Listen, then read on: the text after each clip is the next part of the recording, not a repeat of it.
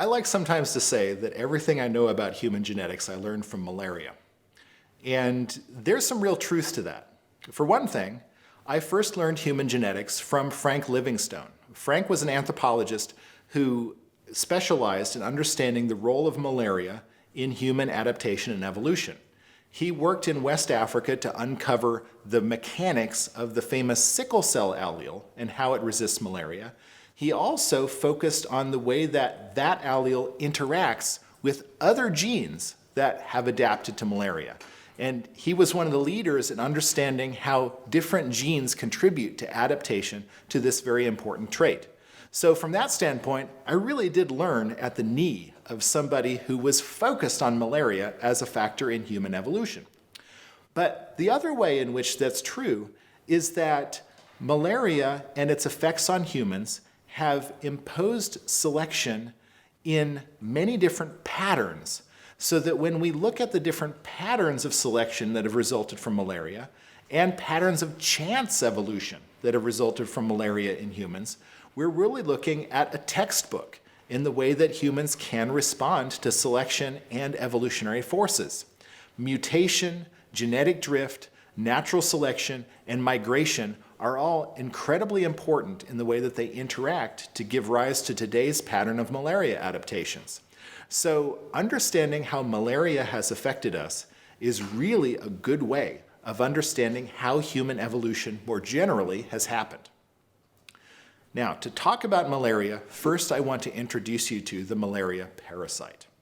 Malaria is not caused by a bacterium, and it's not caused by a virus. It's caused by a protozoan. And that protozoan, a single-celled organism, has a very complex life cycle. Now, most people probably know that malaria is spread by mosquitoes. So a mosquito bites an infected person, draws in that person's blood, and that blood is infected by the protozoan, by the parasite. That parasite has life cycles that it begins to unfold within the mosquito's gut. As it draws in your blood, it's drawing in, if you're infected from malaria, it's drawing in gametocytes, male and female cells, that have sex inside of the mosquito's gut and give rise to eggs, oocytes.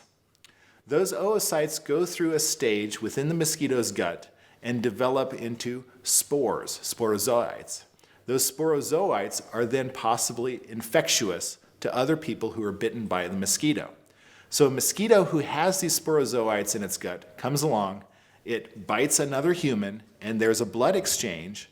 Those sporozoites enter the human's blood. From there, they take root in the liver. And malaria goes through a life stage within the liver of an infected individual. The malaria parasite breeds, becomes more and more common, and ultimately, when it's come to being common enough, it bursts into the blood. And in the blood, it infects red blood cells. It's at that stage that malaria can be transmitted to another mosquito and passed on to another individual.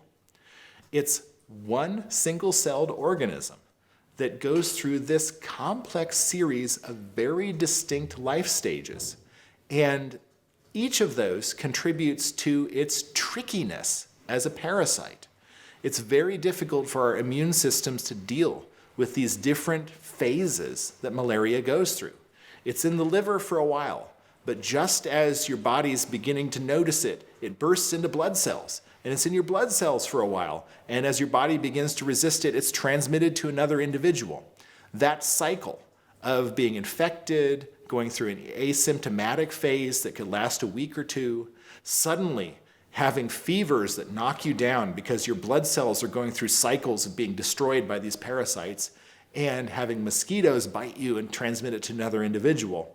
That is a very complex life cycle and one that makes it hard for us to fight. Well, malaria has become an important disease killer in populations across the tropical world. It remains very important today in tropical Africa, in tropical Southeast Asia, and to a certain extent in the tropical Americas.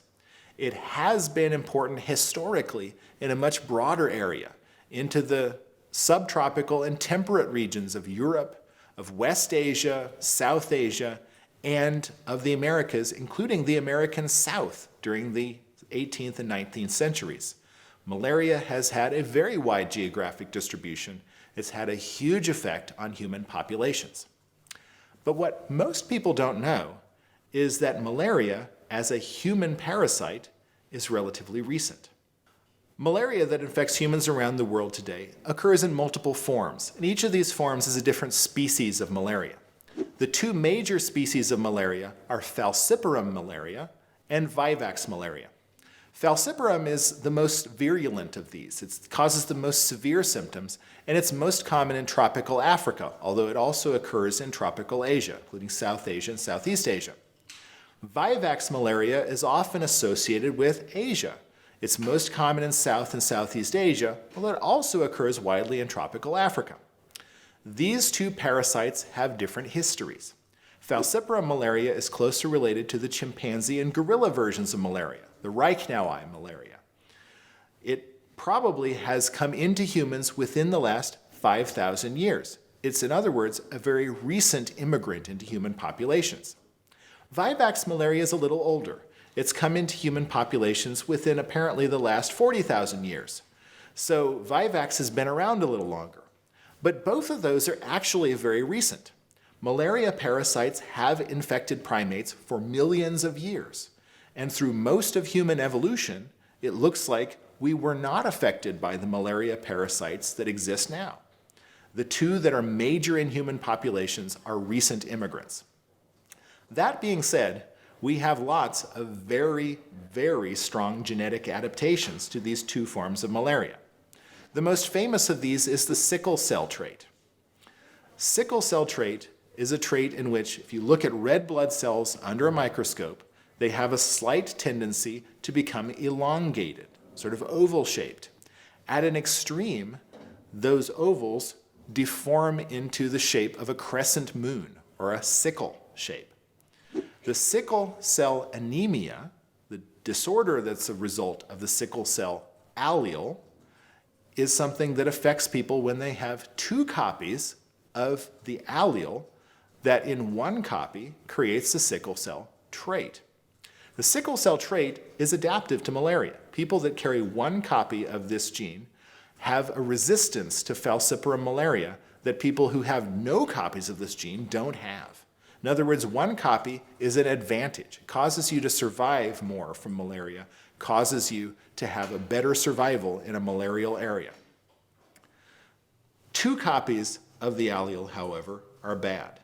If you have two copies of it, your blood cells form this sickle-shaped form very commonly, and that form has trouble getting through the capillaries of your blood.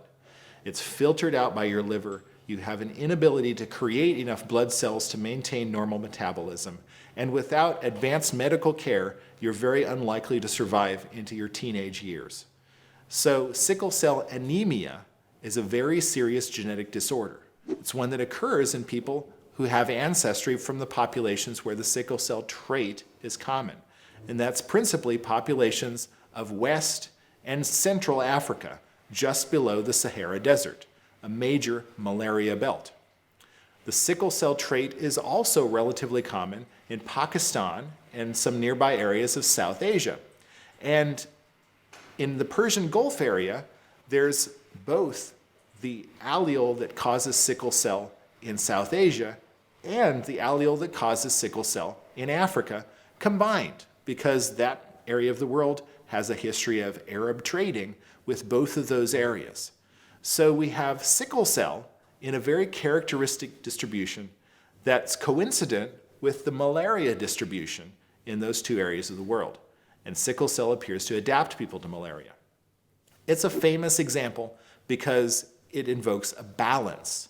People who have two copies of the sickle allele have a disadvantage, but people who have no copies of it also have a disadvantage.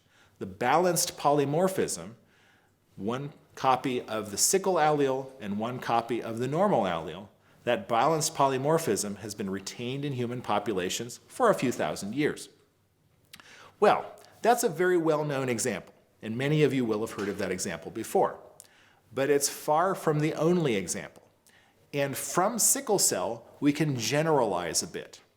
The sickle cell mutation is a mutation to a gene called beta globin.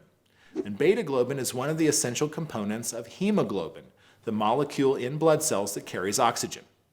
The way that sickle cell works is by altering the form of hemoglobin when it is oxygenated so that the red blood cell membrane takes on a slightly different configuration.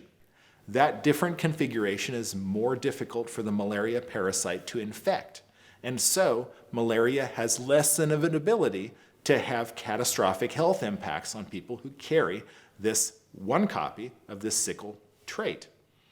But the sickle allele in 2 copies has a much larger effect on the geometry of those blood cells.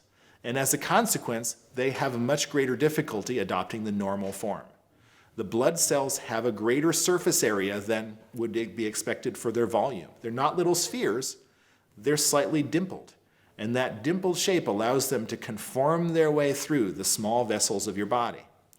If you exaggerate that, they get caught on each other. And so, the way that they resist malaria is by altering the geometry of the surfaces of those blood cells. Other mutations to beta globin have the same effect. So, there's a condition called beta thalassemia. Beta thalassemia is much more common than the sickle cell trait. Beta thalassemia is common in populations around the Mediterranean and also some populations of sub-Saharan Africa. And there are distinct beta thalassemia mutations that occur in South Asian and Southeast Asian populations. Beta thalassemia, unlike the sickle cell trait, doesn't create a slightly different functional version of beta globin. It breaks beta globin altogether so that your blood cells carry a different form of the hemoglobin molecule a certain percentage of the time. That also interrupts the malaria parasite's ability to infect blood cells, but it does so by breaking a gene. So here we have 2 mutations to beta globin, one of which changes the function of the normal molecule, the other which breaks the normal molecule. Both of them have been favored by selection in malarial populations because malaria is such a severe selective impact that your body would want to do anything to try to reduce the frequency of your being affected by it. There are other hemoglobinopathies that are associated with malaria. Hemoglobin C is a different version of the beta globin molecule that's found in West Africa. Hemoglobin E is a different form that's found in Southeast Asia. Alpha-Thalassemia is a condition that affects the alpha globin molecule, the other component of hemoglobin, and it's also commonly found in malarial areas. The association of these hemoglobinopathies, these disorders of hemoglobin, with areas where there are malaria was noticed in the late 1940s by J.B.S. Haldane, a famous population geneticist. And Haldane speculated that the reason why these are found in malarial areas is that they cause resistance to malaria. That hypothesis was confirmed as people began to understand the function of these things and to observe the way that the malaria parasite actually affects blood cells. So we see 2 different mechanisms of mutation, one of which breaks genes and one of which changes genes, and we see them unfolding in different populations. I asked Frank Livingstone one time, why is it that these populations all have different versions of these hemoglobinopathies? You'd expect that the best one would be found everywhere. So hemoglobin E, for example, does not have the really severe side effects of the sickle cell trait. Why is it that hemoglobin E isn't found in West Africa, where sickle cell is common? And Frank said to me, it just didn't happen there. And that illustrates a really important fact about natural selection in human populations. It has to happen in a population, the mutation, in order to be selected in the population. Not only that, it has to survive the first few generations when it's initially rare. A mutation that happens that's valuable that doesn't survive those first few generations will never be established in a population. A mutation that doesn't happen will never be established in a population. Different genetic strategies have been lit upon in different human populations because of chance. Chance has influenced the way that we've adapted to this force, malaria, which is present so broadly in different populations today. We can look beyond hemoglobin because the malaria parasite has caused dozens of mutational changes to different human populations. Melanesian ovulocytosis is another disorder of the blood that's common in Papua New Guinea and areas nearby in Melanesia. G6pd deficiency is a very famous mutational change in North African populations that's an adaptation to malaria. It's a gene that's on the X chromosome, and so the deficiency involved, the inability to create an enzyme that processes a protein found in the diet, that deficiency is most notable in men, but the frequency of this has risen to very high frequencies in North Africa and is noticeable in the diet. An allergy to fava beans is caused by G6pd deficiency. It's called favism, and it's common in Mediterranean populations where fava beans are consumed and where malaria has historically been common. Several blood types are involved in malaria resistance. The famous ABO blood type is one of them. As you know, people can be type A blood, type B blood, type O blood, or type AB blood because this gene, ABO, has 3 alleles. O blood has a greater resistance to malaria and is more common in places that have a history of malaria. Another blood type that's involved in malaria resistance is the Duffy antigen. Duffy is named after a person named Duffy because unlike the ABO blood types, the Duffy blood type doesn't usually create a problem with transfusions. But in people that have transfusions many, many times during the course of their lives, sometimes they'll raise an antibody to one of the Duffy blood types. And that was true of a person named Duffy in 1950, a hemophiliac who'd gotten blood from many different individuals and began to display an antigen to a new receptor that people hadn't realized occurred on blood cells before. Each blood type is a receptor that's on the surface of a blood cell. And the Duffy blood type occurs in 3 forms, A, B, and O, we call them. That's not the same as the ABO blood type. Because there's 3, we call them A, B, and O. And functionally, they're pretty much the same. The O blood type in ABO does not make the normal product. It makes a knockout product. It's not making the normal product that's on the surface of cells. The O blood type for Duffy likewise makes a knockout. It doesn't create the normal blood type. People who carry Duffy type O are resistant to Vivax malaria. And that Duffy O blood type is very common today in sub-Saharan Africa. It occurs in as many as 95% of people in some places south of the Sahara. It's very rare in other populations of the world. So one reason why Vivax malaria today is less severe in Africa is that the population has developed a resistance to it. And that resistance was introduced with the Duffy null blood type as much as 30,000 years ago. So we have an ancient resistance that's emerged in a population as a function of the presence of Vivax malaria, but that hasn't yet spread by gene flow to far-off populations where Vivax malaria remains important. So why is it that we think that malaria began to invade human populations only recently and was absent from them in the distant past? We think this because of a genetic change to a gene called CMAH. CMAH is an enzyme that's necessary for the transformation of one type of sialic acid into another. And sialic acids are sugar chains that are found on the surfaces of most of your cells. One particular type of sugar chain, N-glycolyl-neuraminic acid, is the infection pathway of Plasmodium reichneui, the malaria parasite that affects chimpanzees and gorillas. That pathway is present because of the normal action of CMAH, which allows the precursor molecule, N-acetylneuraminic acid, to be processed into the N-glycolyl-neuraminic acid. Well, humans have undergone a mutation to the CMAH gene that deactivates it. An exon of that gene was removed during our evolution so that the precursor molecule has stacked up on the surfaces of our cells, and the glycolyl neuraminic acid that Reichnauii uses to invade cells is no longer produced in good quantities. What that means is that Plasmodium reichnauii, the major parasite of our close relatives, does not affect humans. It doesn't have the infection pathway. Now, from the genetics of CMAH, it looks like that gene was deactivated as early as 2 million years ago in our evolution.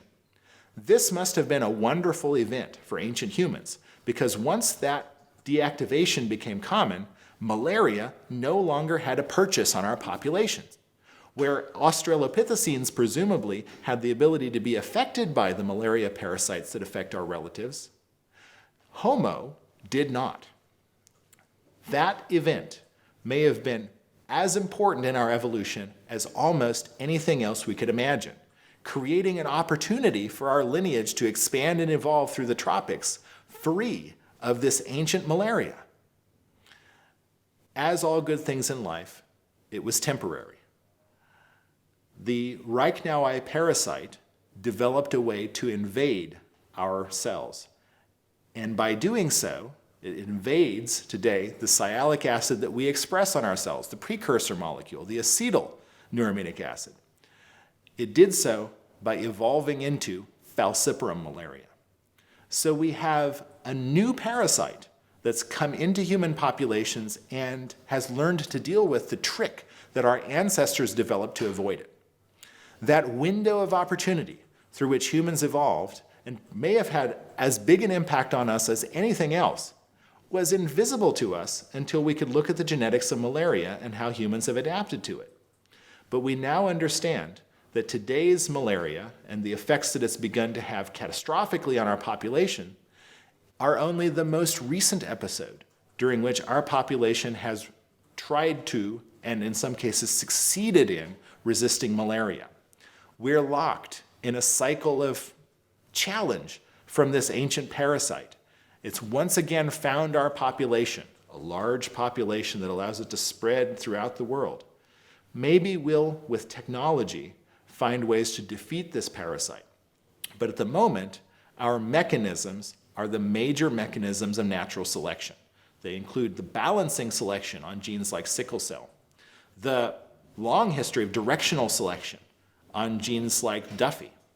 They include chance, the establishment of different malaria resistance alleles in different populations, and they involve the complete elimination of malaria through some parts of our evolution, and the reintroduction of malaria as a zoonosis, an animal-derived parasite, into our recent populations.